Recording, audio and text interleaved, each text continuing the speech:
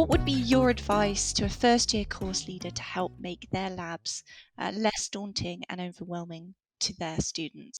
So for me personally, I try and be a bit more approachable. I like to be able to have a bit of a chat with them, especially with having those smaller groups. We get to be a lot more interactive with them, be able to talk to them.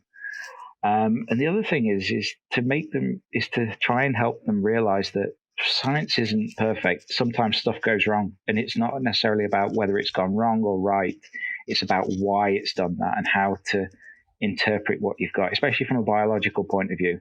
I mean, I tell them stories about when I screwed stuff up, like during my PhD when I couldn't grow something for 3 months and things like that. So it just makes us a bit more human and a bit more approachable, and hopefully then makes them feel comfortable and go, well, actually, I'm not 100% sure on this.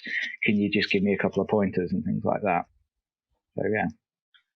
So I think it's important to get your structure in place, to get everything behind it first before you then it looks effortless to the students.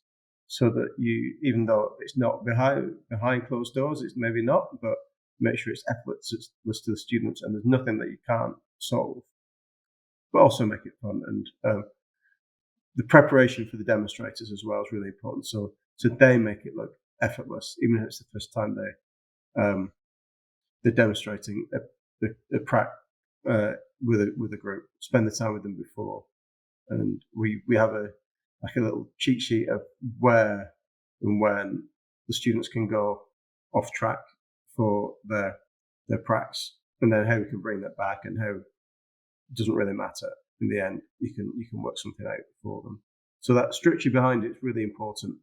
So the students have the confidence that you guys know what you're doing, and then also with that structure, and it comes with experience as well. You've got that time to spend on the important things.